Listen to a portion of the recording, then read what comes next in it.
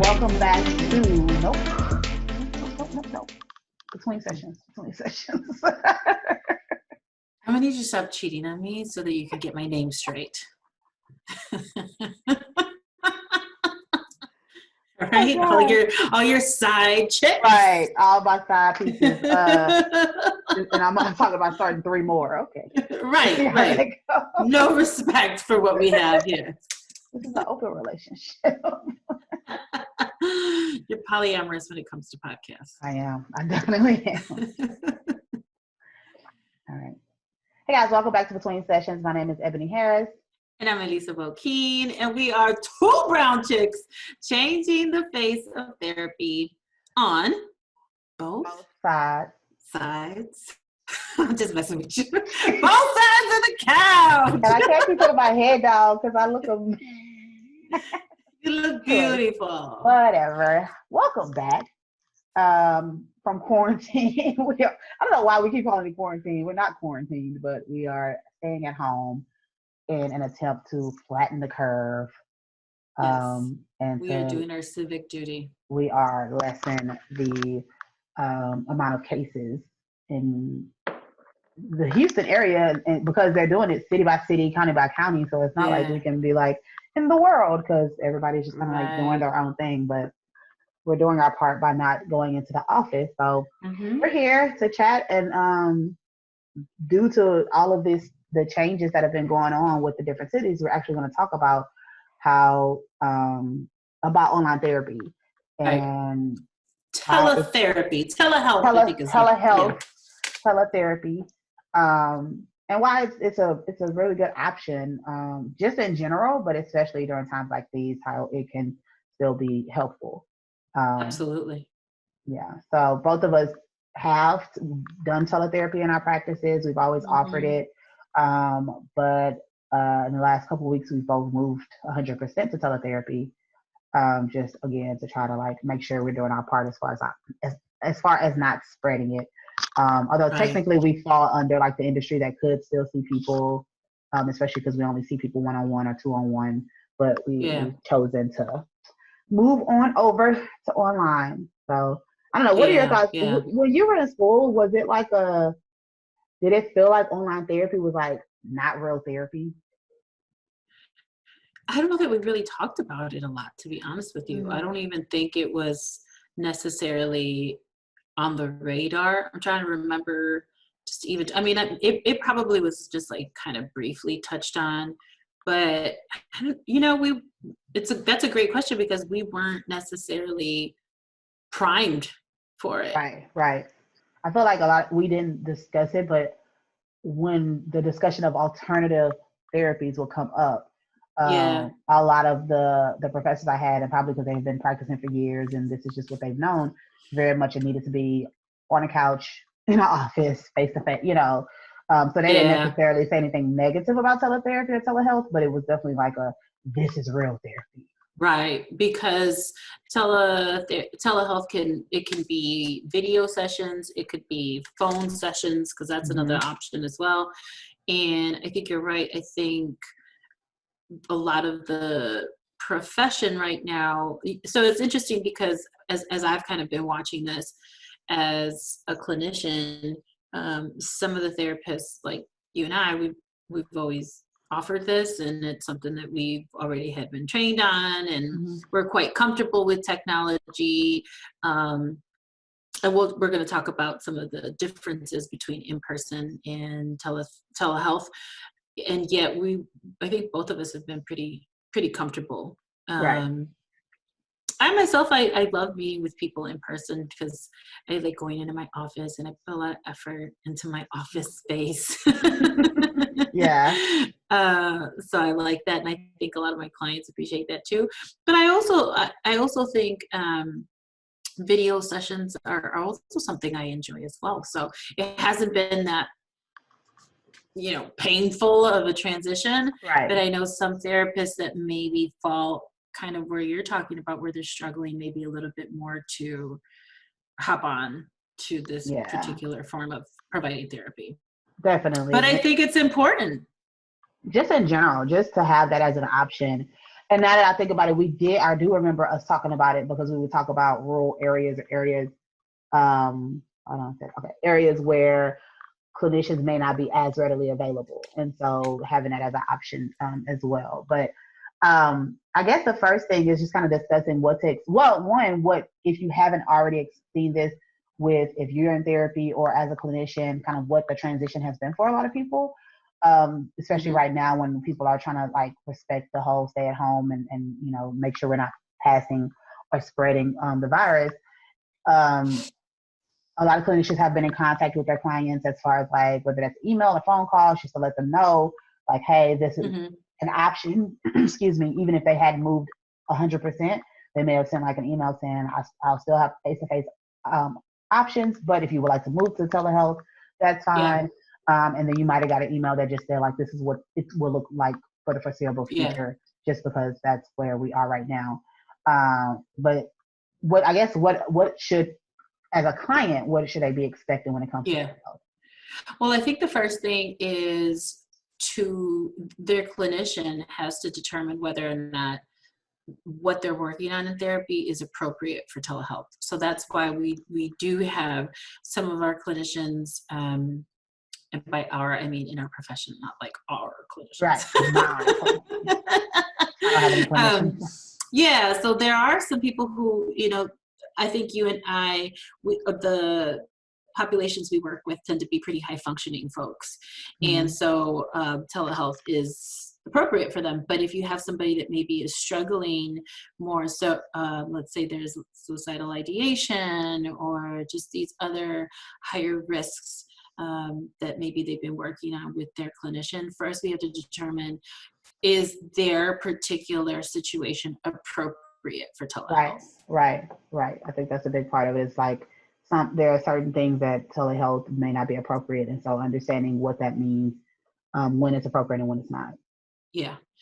I think the other thing to expect is that this is still going to be a professional session, right? So what you can expect is there's certainly more comfort in being able to be in your home and to be in your space, but you can still expect to think of how you would present yourself in the therapist's office, right? Like, so probably going to be more comfortable, but certainly would you be doing what you're doing online or on the video, something, right? So would you do that in the therapist's office? And I think it's important to know, like, it's wonderful that we have the comfort of home, but we still have to remember that this is a professional setting and you want to get the most out of your session. And so no drinking, no smoking, making sure you're dressed in a way that you're, you would come in, and I don't mean like necessarily like you gotta be suited up or whatever, but have clothes on. Yeah. That's important. Have some clothes on. Yeah. So try, which we'll kind of, we can kind of move into that, but try to make sure that you don't have a lot of interruptions. Like, it's understandable, especially now with this and kids being at home. It's not 100%. It may not be as easy, which is, I think, a lot of clients why they struggle with the online or telehealth is because that's kind of like, this is my opportunity to get away. Because it can be harder, especially when you have smaller kids that don't necessarily care about your privacy or anything like that. So, so that, you do your best if you're gonna do it. I think. Sorry. Do you have anything to say about that? No, go ahead and finish your thought. Well, I was gonna move on and just say I think a big thing is understanding that technology. It works sometimes it doesn't, and so I always tell my clients, especially the ones that have never done teletherapy before, just to expect that there may be some glitches. There may be some times when I freeze or you freeze. Typically, this audio continues. But if I have any questions, I'll ask, and the same. So other than that, it's pretty much like a normal session. But I can understand how that kind of, if you're in a flow or something, and then it freezes, that can cause some issues. So yeah. So expect that it's not going to be perfect. Right. like it might be in session. Expect that there may be some interruptions, because the other piece is, think of how many people are working at home right now, not just our Yes. profession, but how many people are working at home, how many people are using these different platforms. The platform that we use is with our electronic health record system, so it's kind of built into it, but a lot of people are using platforms like Zoom, or what have you, these different. Mm-hmm. So you got a lot of people using them, and so you can expect that there might be some interruptions. I was going to say, as far as the confidentiality piece, may have to get creative. I had a session where everybody's at home, and they went out to their car, like to be able to have the session. So you may have to be creative for a while, but just like anything that we're learning or that you're doing new, it'll take a little bit of time to adjust, but so just expect it to be different. Right. And I think a lot of times the biggest concern that people have is the effectiveness of it. Is it just as effective, or is it just in general as effective as in-person therapy? And since this is the way that health is going, mental health, physical health, all of that, there's been a lot of research that has started to come out about the effectiveness of telehealth and teletherapy, and they have found that it's just as effective. Because the biggest part is the relationship that you have with your clinician. Yeah, absolutely. I mean, I think, again, it's going to be different, and so it may not be the same as being in person, right? Like, so being with that person in the room, but it certainly can be beneficial. I mean, I know this firsthand from both ends, because therapists, we need our therapy too. And I had my first online session with my therapist on Monday. And it was interesting because I was like, okay, this is going to be interesting to see it from the client's perspective, because I know that as a therapist, when I'm doing therapy online, yes, it's just a little different, but the benefits are that I'm able to really be focused on what's happening to them with their facial expressions, and I can really kind of stay tracking what's going on. And so I know that as a clinician, it's effective, or that I'm often able to sometimes even heighten my awareness of myself. Yeah. Right. Because I'm able to see like what my client be seeing, so that's one of the benefits for clinicians. But then as a client, this Monday, I had my session, and I've never had a session online with my therapist. And so I'm the same as a client. I'm like, I love going into her office and just kind of like taking my time. Relaxing. And I felt so good after that. I was like, oh my God, I'm so glad I had my session. And I was able to walk away feeling like I really got what I needed. So I can speak to this. Granted, I'm just one person, but it was good to be able to have both perspectives. Right. And I think just like anything else, like you said, Elisa, it's an adjustment period.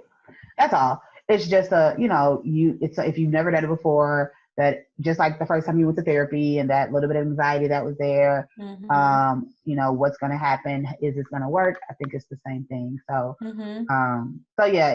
it's therapy is what you put into it. So whatever you need to get out of it, just put as much effort into it, and you'll still get some good outcomes.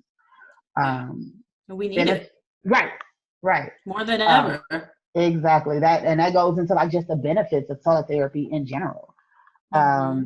Is the convenience of it in times like these, because at this point, like a lot of people are seeking some type of support, because it is very like and nobody knows what's going to happen and what the future's going to hold. And so to have that as an option is extremely convenient and helpful for what everybody's going through right now. So clearly some of the benefits are that you are not putting yourself at risk, right, by going out there. Some of the benefits are I don't have to fight Houston traffic to go see my therapist. Right. There is definitely this convenience factor. I think another one is, which we can talk a little bit more at the end, but that it's like we have a lot more options now, because now you have, again, telehealth has been around for a long time, and now because we're more of us are sort of being encouraged to go online, you have more options out there right now as far as therapists go. Yeah, definitely. And so it makes it a Mm-hmm. lot easier for you to find a therapist. Mm-hmm. I think that's a big benefit is like you said, if you live in a city like Houston, which is huge, Mm-hmm. but Mm-hmm. you have special needs or you have a certain specialty that you would like your therapist to have and that they're in Mm-hmm. your area or close to you, Mm-hmm. you can seek someone on the other side of town or even the other side of the state if that's what you Mm-hmm. need.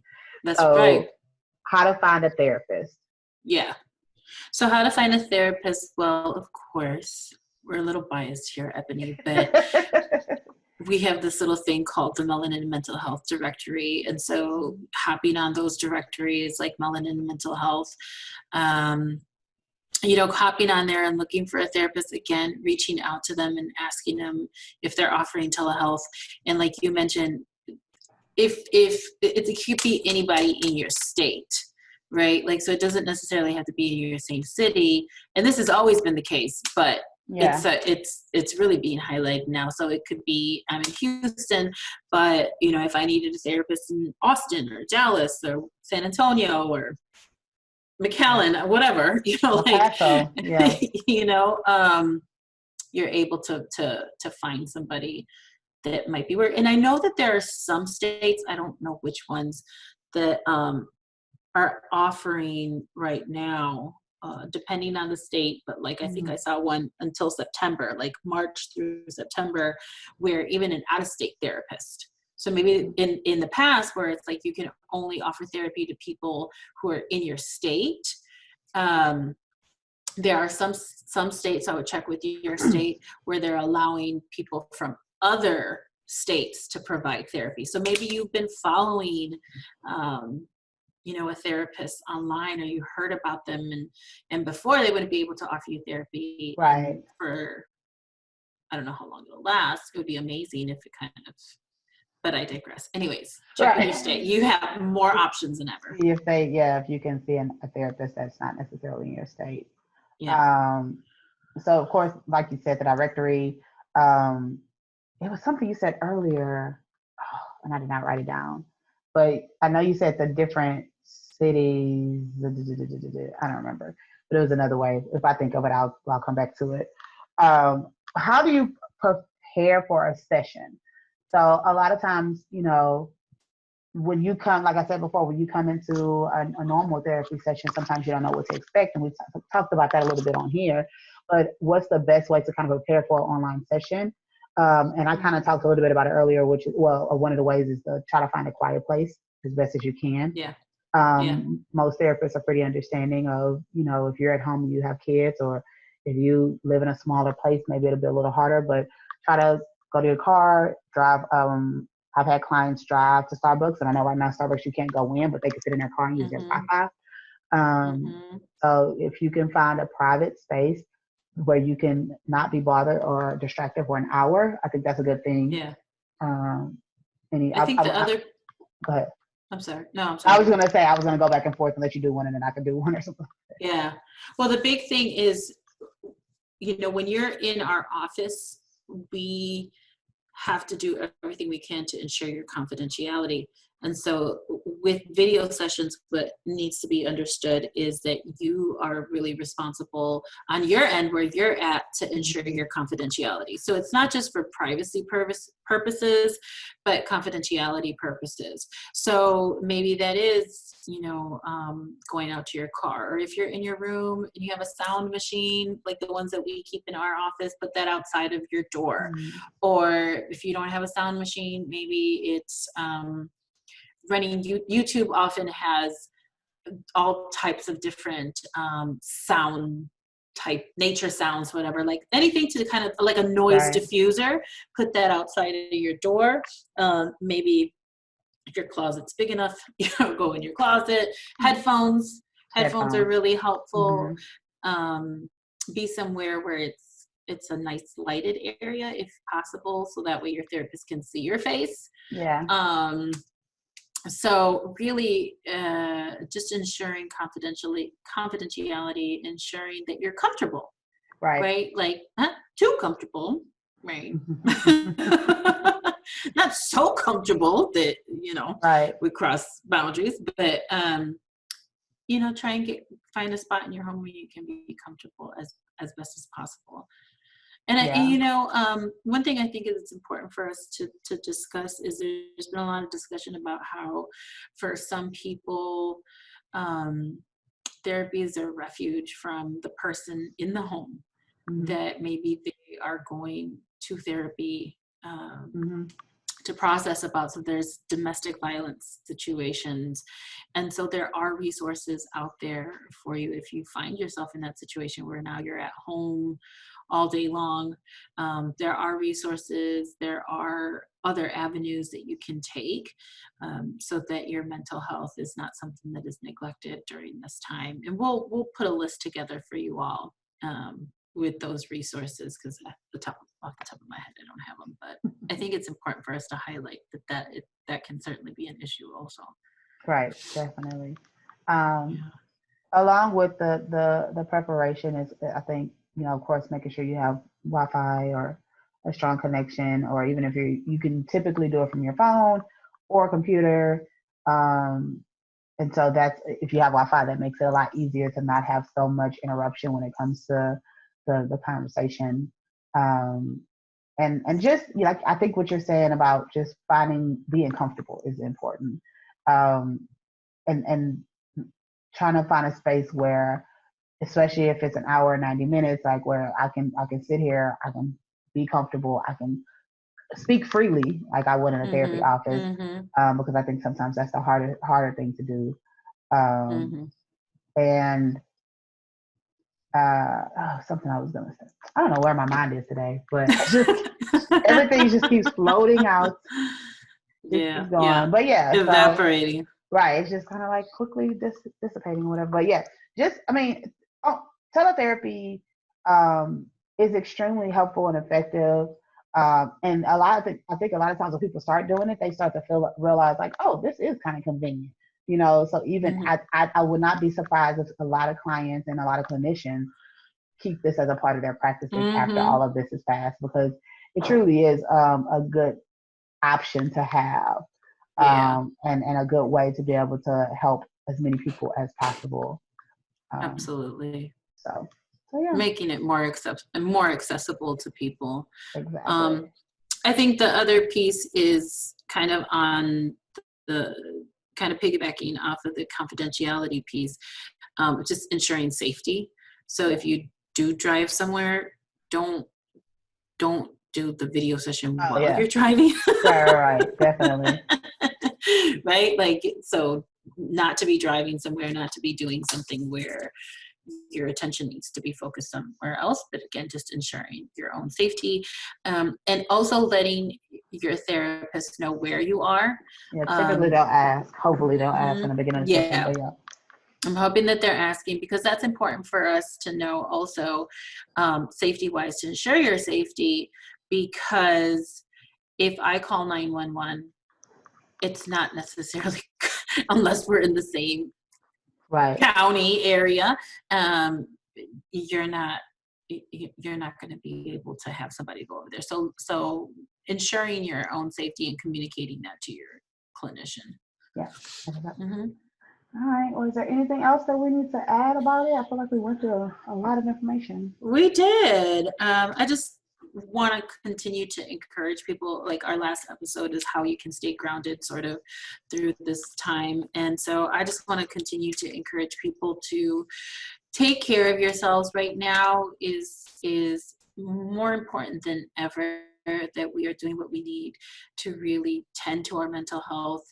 And so that includes connecting with others, connecting with your therapist, connecting with yourself, to really be able to navigate this huge unknown, right? Like this huge unknown. So just want to continue to encourage people to really take care of yourselves. I agree. So We will see y'all soon. Probably it'll be like this for a minute. Mm-hmm. So, but thanks for joining, listening, watching. And make sure you, like we said, if you're looking for a clinician, head over to melaninmentalhealth.com and look for a therapist there, as well as you can still order merchandise and all those things. Listen to our podcast. We're still here. And then follow us across social media at Melanin Mental Health, Melanin Health on Twitter. We're still trying to encourage people through the posting and all of that as well. Yeah, and let us know if there's something that you want us to really discuss, especially right now with everything that's going on. If there's a topic that you want us to cover, shoot us an email, send us a DM. Just let us know how we can support you. Definitely. All right. Thanks, y'all. Bye. Bye.